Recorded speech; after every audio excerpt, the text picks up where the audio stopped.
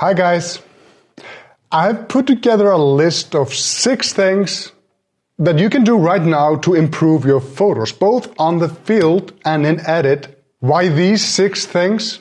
I could make many videos with 6 things that can improve your skills and it would never be the same.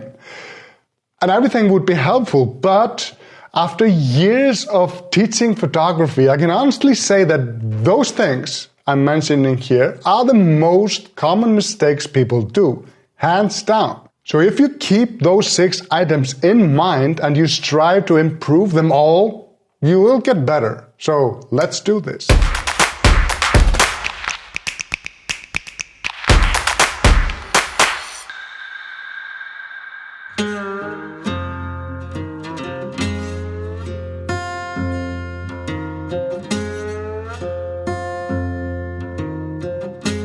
Understanding the fundamental and know your camera gear. I know, a huge subject, but it's where everything starts.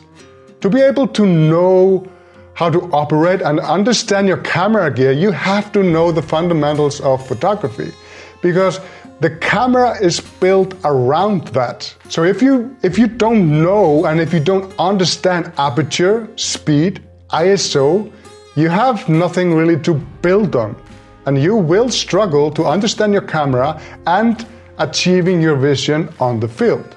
So first, understand the 3 pillars of photography, then learn how to operate your camera until you can basically do it blindfoldly.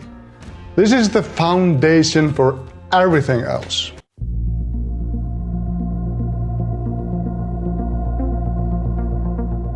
Composition, angle, light, and timing. I could make a video about each of those things, but sometimes it's kind of good to bring it all together in one subject, because for a photo to work, you need those 4 things to be right, whatever your right is. Composition is a massive subject, and I have made individual videos about that, and I will put the link to them in the description. But here I'm going to talk about it more general. When you're at location and you find something that interests you, you need to compose the shot. And with your focal point in mind, you need to add all the supporting elements, being a foreground, a leading line, or whatever you do to help the viewer understand your vision. And after you compose your shot, you need to consider the angle, which is sometimes just slight changes of the position of the camera, a few degrees up or down, just tiny movements to get a different angle. For example, on your foreground, this can make or break your photo, just tiny movements. But you can't really decide on your composition without taking the light into account. This is key for a photo to work. So knowing where the light is coming from and being at location at the right time is absolutely crucial. And lastly, if composition, light, and the angle is just perfect, it doesn't mean a thing if your timing is off. Everything must align perfectly for the photo to work, like here and here. Same composition, same light, slightly different angle, but much better timing.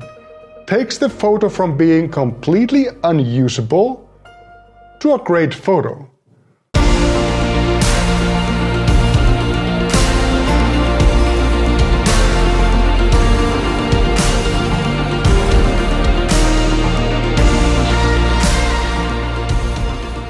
Don't settle for less. If you're shooting digital, you can get instant result on the back of your camera. And you also have great tools like, for example, the histogram. You can see if you're exposed or not. If the histogram is touching either side of the little histogram box, it's not good enough. You need to adjust the setting and reshoot. And use whatever tools you need. Bracket your shot, use filters, whatever you have to do to get your exposure right. Look at any moving elements like the ocean, for example, or whatever it is you have which is moving in your shot. Is the timing good? Could it be better? Could the composition be improved? Do an honest self-critique and adjust what's needed. Don't be lazy. And lastly, before you move on, check your settings of the photo. You look at your photos after the fact, look at the settings. Are there some abnormalities? What do I mean abnormalities? Well, if you're shooting landscape on a tripod and you realize after the fact that the ISO is, well, maybe 3200 or something, just something higher than your base ISO, which is normally 100. Did you mean to do that, or is it a mistake? It's important to know, because you might be stuck with a photo with a lot of unnecessary noise. Another thing could be aperture. Is your aperture, for example, 1.8 when you look at the photo, which is very useful sometimes, but in landscape, you're usually going for f8 to 11. Given that you're shooting a landscape photo where everything should be more or less in focus. Double check your numbers and don't settle for mistake. This is way too common and so unnecessary. Seeing this at home when you're reviewing your photos is just too late.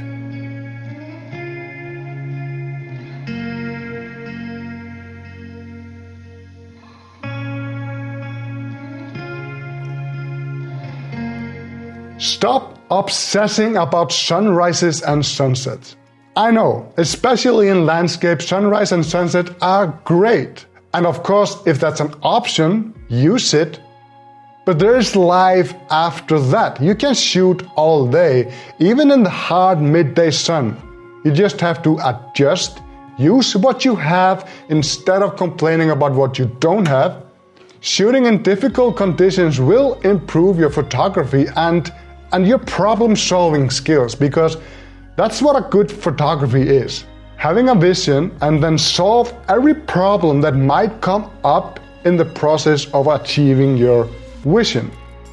In this case, even if I had those nice clouds over the mountain, this is in the middle of the day. It was pretty windy and the light was just difficult and ugly. It was really just a boring scene. But I had a group, so I wanted to show them that it is entirely possible to get something usable in those conditions. Placement and framing is of course key. Avoiding stuff like hard shadows, glare in the water, trying to eliminate everything problematic out of the frame. So usually in this case I would go for my 16 to 35 on this location, but it included too many problems, too wide. So I chose my 24 to 70. I added a polarizer and I ended up using a 10 stop ND plus the 1.5 stop, which I get from the polarizer. So almost 12 stop ND and a gradient. Around 6 minutes exposure, and I didn't get it right until 6 attempts, 5-6 attempts. So this photo took me almost an hour to take. But I do like the result. It is unlike all the sunrise photos I have from this place, which is always nice. But more than that, it showed everybody in my group that it is entirely possible to get a shot in difficult conditions. Spending time to get one photo like this, get it right in difficult conditions, will teach you more than shooting 100 photos in optimal light, like sunrise and sunset.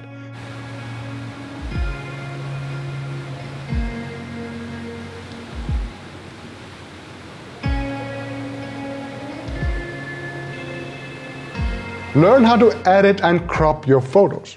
Sometimes when you look at your old photos, you can actually take a mediocre photo and get a great photo just by cropping it differently. Yes, the size of the photo will suffer, but it's better to have a small, great photo than a big, bad one. You really don't need to get it right in camera, although that should be something you aim for. As for editing, you need to have at least basic editing skills, like in this photo. This is not really usable like this, but with some minor adjustments, it's actually not bad. I made a free course in Lightroom. It's 7 videos, it's few hours of material. If you take that course, you will have all the basics you need to adjust your photos. The link is in the description. It's completely free, no strings attached, so no excuses. Everyone has an opinion on how far you should go in edit. But here's the thing. It's nobody's business how you choose to edit your photos. And it's not your business how others edit theirs.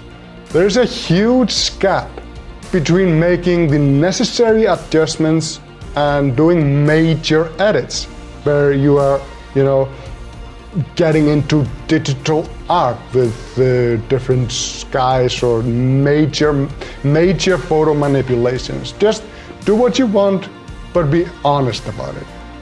So here you go, 6 things that I believe that will help you in your journey to becoming a better photographer, making better photos. I hope you enjoyed this. I hope you can take something from it. Thank you for watching, and goodbye.